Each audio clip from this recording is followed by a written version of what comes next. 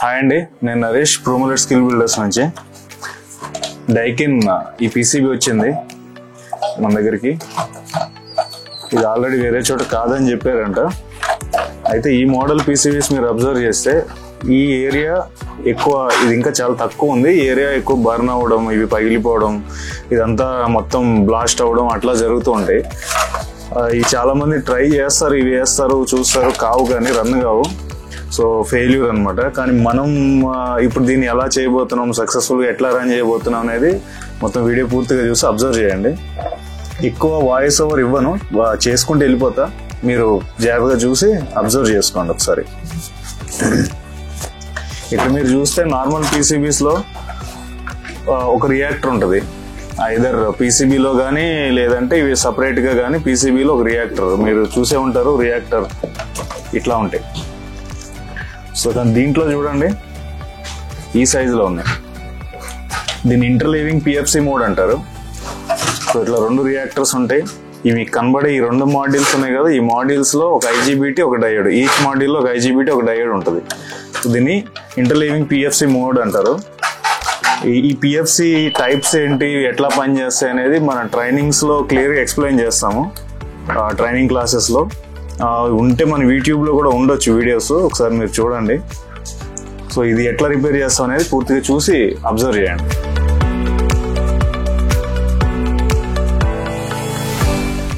ఇక్కడ చూస్తే IGBT short circuit వస్తున్నాయి. ఈ మాడ్యూల్ చూసే ఉంటారు, మొత్తం షార్ట్ సర్క్యూట్ ఉంది.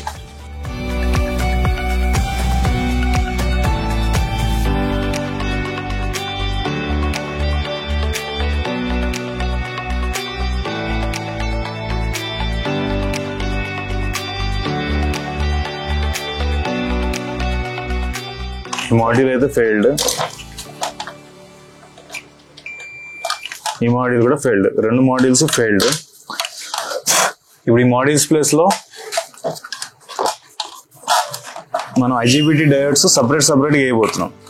దానికన్నా ముందు రెక్టిఫైర్ ఈ ఏరియాలో ఏమేమి ఫెయిల్ ఉన్నాయో చూద్దాం.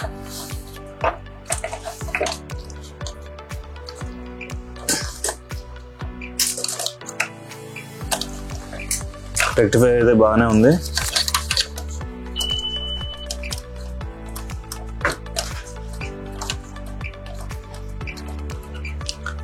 ఐపీఎం కూడా బాగానే ఉంది.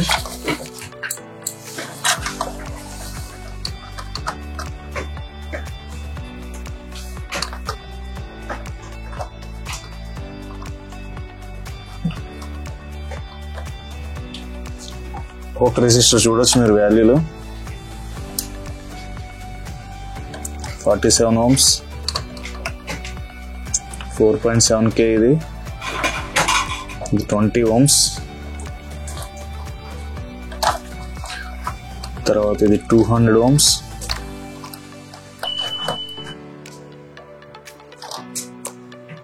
ఇది 100 ohms. మీరు ఇక్కడ చూడొచ్చు 100 ohms రెసిస్టర్ ఫెయిల్ అయింది.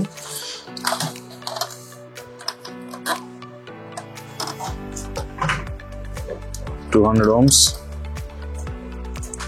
100 ohms. సో ఇక్కడ ఈ 100 ohms రెసిస్టర్ ఫెయిల్ అయింది.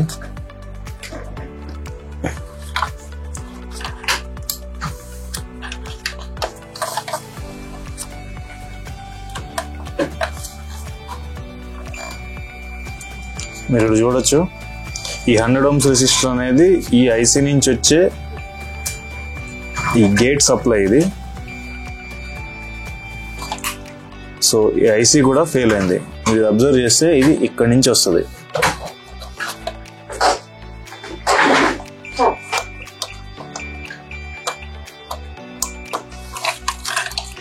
ట్రాన్సిస్టర్స్ కూడా ఎట్లా ఉన్నాయో చెక్ చేద్దాం.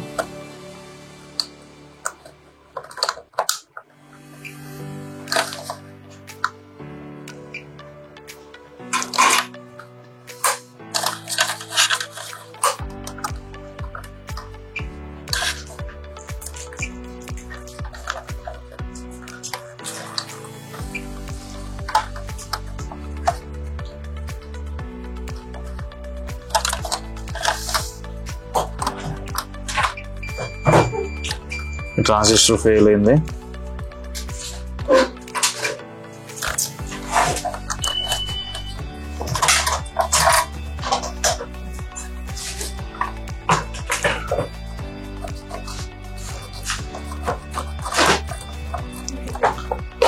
ఈ ఐసీని రిమూవ్ చేసి ఒకసారి చెక్ చేద్దాం, ఎందుకంటే ఐసీ ఆల్రెడీ ఫెయిల్ అయింది.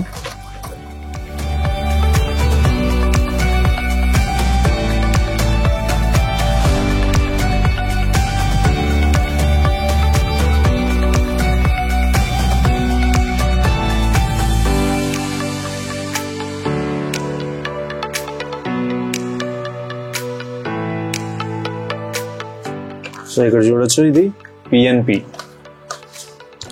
సో ఇది ఎన్పిఎన్.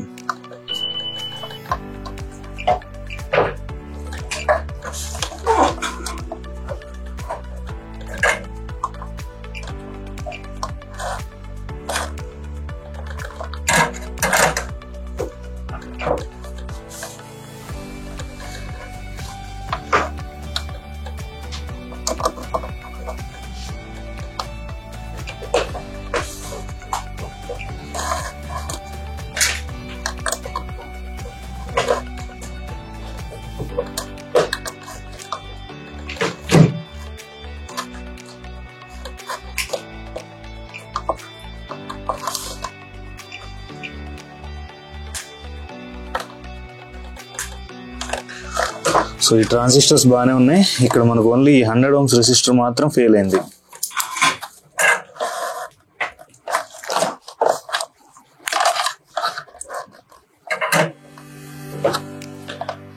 ఇక్కడ చూడొచ్చు మీరు, ఇక్కడ 220 ohms రెసిస్టర్స్ కూడా ఉన్నాయి, అవి కూడా చెక్ చేసుకోవాలి.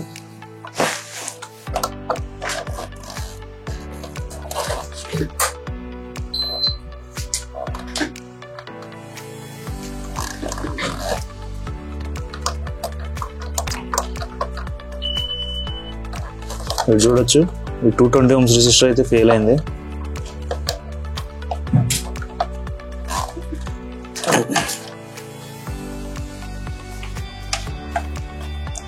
ఈ రెండు 220 ohms ఉన్నాయి కదా, ఇక్కడ ఈ 220 ohms రెసిస్టర్ ఫెయిల్ అయింది.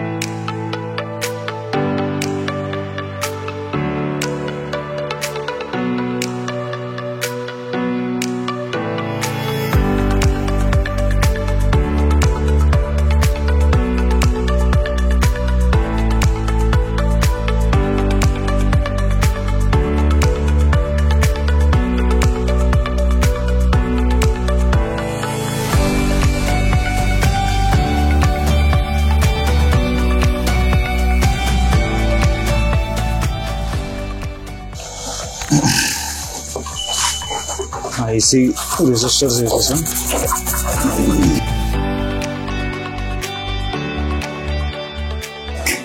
నెక్స్ట్ ఐసీకి వెళ్ళి 15 volts సప్లై ఇక్కడి నుంచి వెళ్తుంది.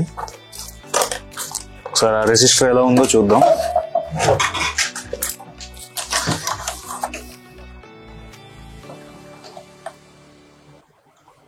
చూడొచ్చు, ఈ రెసిస్టర్ కూడా ఫెయిల్ అయింది.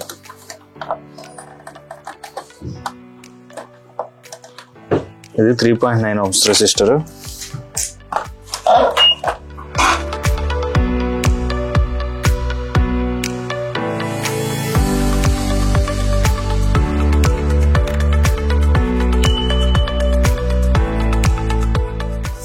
ఇక్కడ చూడండి, షంట్ రెసిస్టర్ కూడా పోయింది.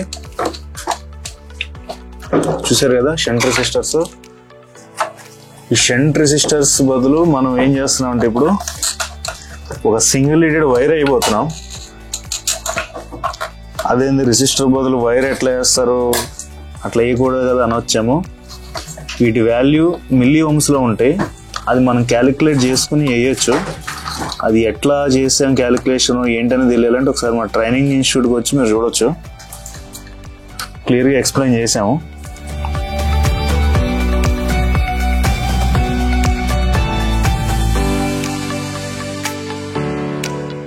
ఒకసారి ఇక్కడ ఏమైనా ట్రాక్స్ డ్యామేజ్ అయినాయి అనేది అబ్జర్వ్ చేసుకోవాలి, ఎందుకంటే ఇక్కడ బర్న్ అయినప్పుడు ట్రాక్స్ కూడా డ్యామేజ్ అవుతూ ఉంటాయి.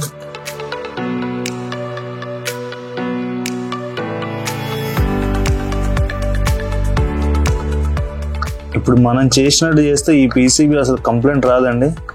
ఈ పీసీబీస్ చేసి చాలా 3-4 years బ్యాక్ అయినాయి కూడా ఇప్పటివరకు ఒక్కటి కూడా రిపీట్ రాలేదు. చాలా ఎఫిషియెంట్గా పనిచేస్తున్నాయి. ఈవెన్ మన ఆఫీస్లో యూజ్ చేసే యూనిట్ కూడా సేమ్ ఇట్లానే మాడిఫై చేసి వేసాం పీసీబీ, ఏ కంప్లైంట్ లేదు.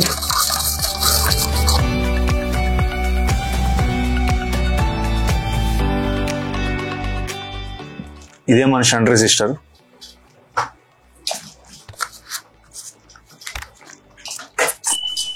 ఇది ప్రాపర్ క్యాలిక్యులేటెడ్ అండి. సో దీని ఏదైతే ఒరిజినల్ వాల్యూ ఉందో సేమ్ వాల్యూ ఇది.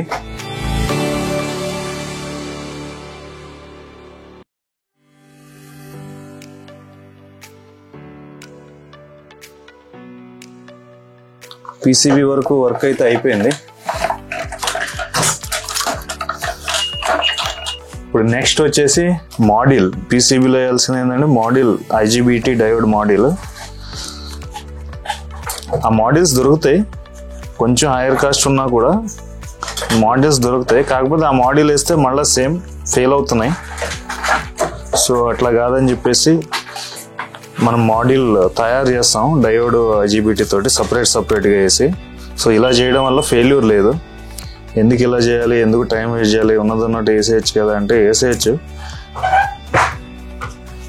కానీ అట్లా వేసేయడం వల్ల కస్టమర్ ఇబ్బంది పడతాడు, మళ్ళీ ఫెయిల్ అవుతుంది కదా. సో మన వల్ల టెక్నీషియన్కి పేరు వస్తుంది, బ్యాడ్ నేమ్. సో మనం మంచిగా చేస్తే టెక్నీషియన్కి మంచి పేరు వస్తుంది, టెక్నీషియన్ మళ్ళీ మన దగ్గరికి వస్తాడు.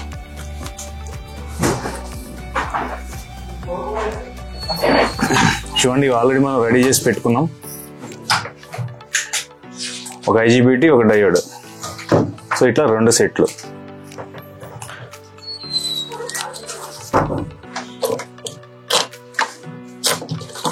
మీరు చూడొచ్చు, ఇది ఫెయిల్ అయిన మాడ్యూల్. చూడండి దీనికి ఎన్ని పిన్లు ఉన్నాయి, 4 pins. దాని డేటా షీట్ చూస్తే క్లియర్గా అర్థం అవుతుంది. చూడండి 4 wires, 1 2 3 4. ఒకటి గేట్, ఇంకొకటి కలెక్టర్ యానోడ్, ఒకటి ఎమిటర్, ఇంకొకటి క్యాథోడ్. ఓకే, సో ఇక్కడ ఇప్పుడు మనం క్లీన్ చేసుకొని డ్రిల్ చేసి థ్రెడ్డింగ్ చేసి ఈ మాడ్యూల్స్ని అక్కడ ఫిక్స్ చేద్దాం.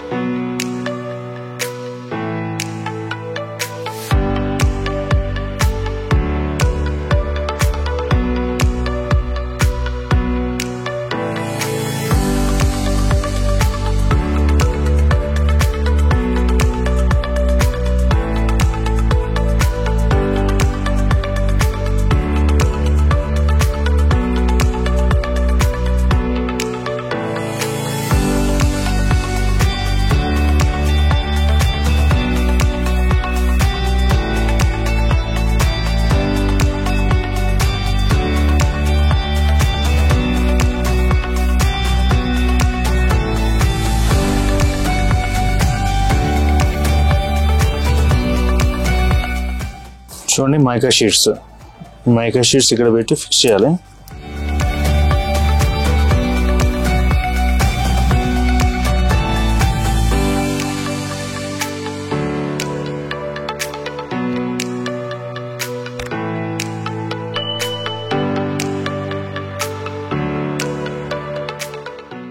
ఈ ప్రాబ్లం వస్తే మీకు ఈ సెక్షన్లో ఫాల్ట్ వస్తే అవుట్డోర్ ఆన్ అయ్యి ఆఫ్ అయిపోవడం, లేదా ఎంసీబీ ఆన్ చేయగానే ట్రిప్ అయిపోవడం, ఇట్లాంటి కంప్లైంట్స్ ఉంటాయండి. సో ఈ మోడల్ అట్లాంటి కంప్లైంట్స్ ఉన్నాయంటే ఇదే ప్రాబ్లం, మ్యాక్సిమం ఇదే ఉంటుంది. కొన్నిసార్లు రెక్టిఫైర్ కూడా పోతుంది.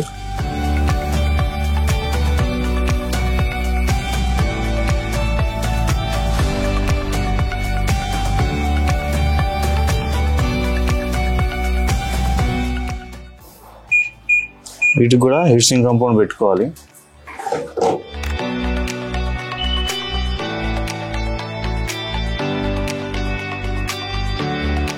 ఒకసారి జస్ట్ క్రాస్ చెక్ చేసుకోవాలి, బాడీ ఏమన్నా టచ్ అవుతున్నాయేమో అని. ఏం లేదు.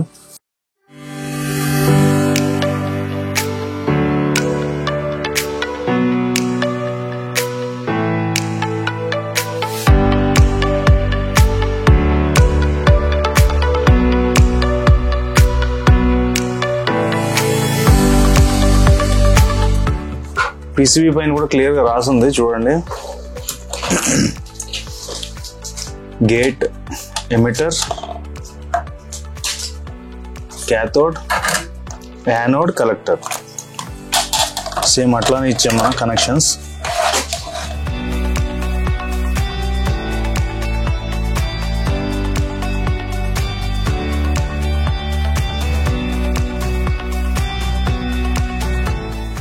Gate, emitter, cathode, anode, collector. Anode collector ఇక్కడ చూడండి, లూప్ చేసాం.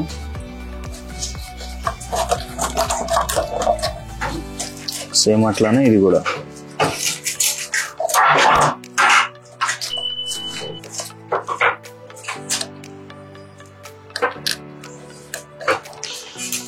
Gate, emitter,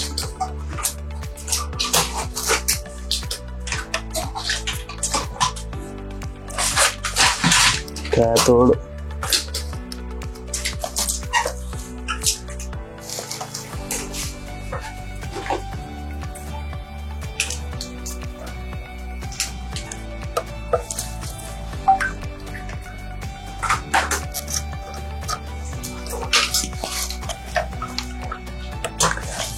anode, collector.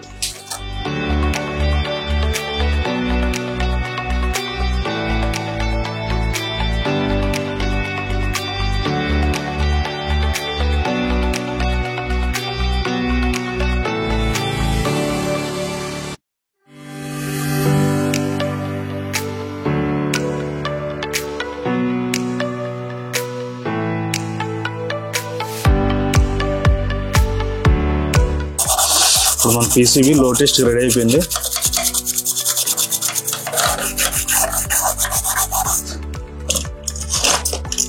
మొత్తం అన్ని కనెక్ట్ చేసి లో టెస్ట్ చేద్దాం.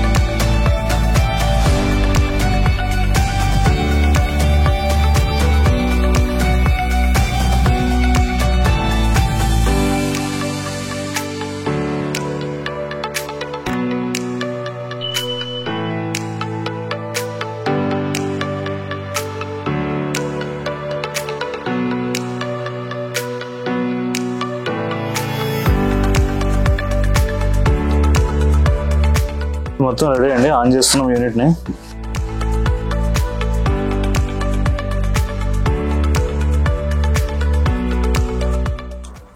ఇక్కడ మీకు యాంప్స్ కనబడతాయి. ఇక్కడ గేట్ వోల్టేజ్ చూద్దాం.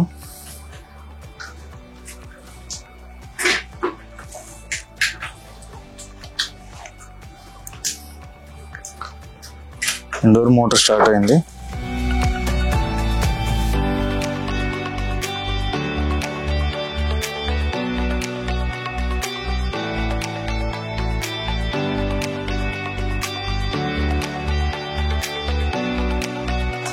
కంప్రెషన్ స్టార్ట్ అవ్వడం కోసం వెయిట్ చేస్తున్నానండి. కంప్రెషన్ స్టార్ట్ అయితే అవుట్డోర్ మోటార్ మీకు రన్ అవ్వడం తెలుస్తుంది. ఇది అవుట్డోర్ మోటార్ స్టార్ట్ అయింది. కంప్రెషర్ యాంప్స్ చూడొచ్చు. ఇక్కడ పిఎఫ్సి సర్క్యూట్స్ ఆన్ అయినాయో లేదో చూద్దాం. చూడొచ్చు.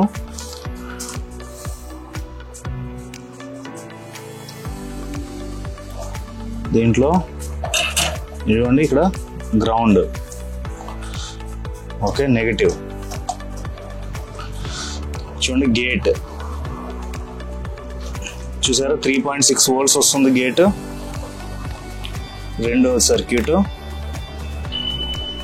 ఇది కూడా చూడండి 3.2 volts. సో ఈ పీసీబీ ఇప్పుడు పర్ఫెక్ట్గా రిపేర్ అయిపోయిందండి. ఇప్పుడు ఇది కంటిన్యూస్గా రన్ అవుతుంది, మీరు చూడొచ్చు 6 amps దగ్గర రన్ అవుతుంది. 2 PFC సర్క్యూట్స్ ఆన్ అయినాయి. ఇట్లా చేయడం వల్ల మీకు ఫెయిల్యూర్ అనేది రాదు, మళ్ళీ ఈ పీసీబీ కంటిన్యూస్గా రన్ అవుతుంది.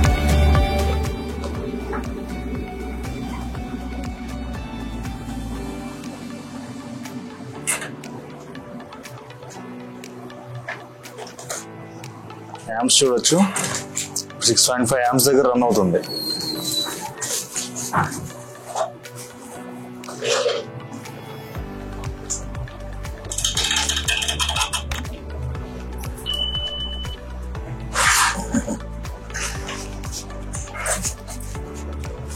స్పీడ్ ఇంక్రీజ్ అయిందండి.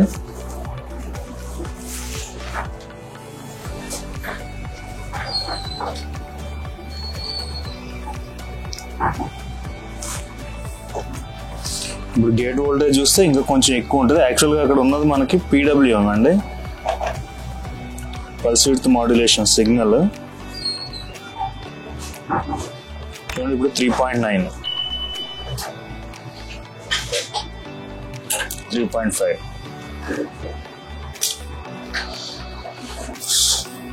Thank you. ఇప్పుడు ఈ పీసీబీ పర్ఫెక్ట్గా రిపేర్ అయిపోయింది.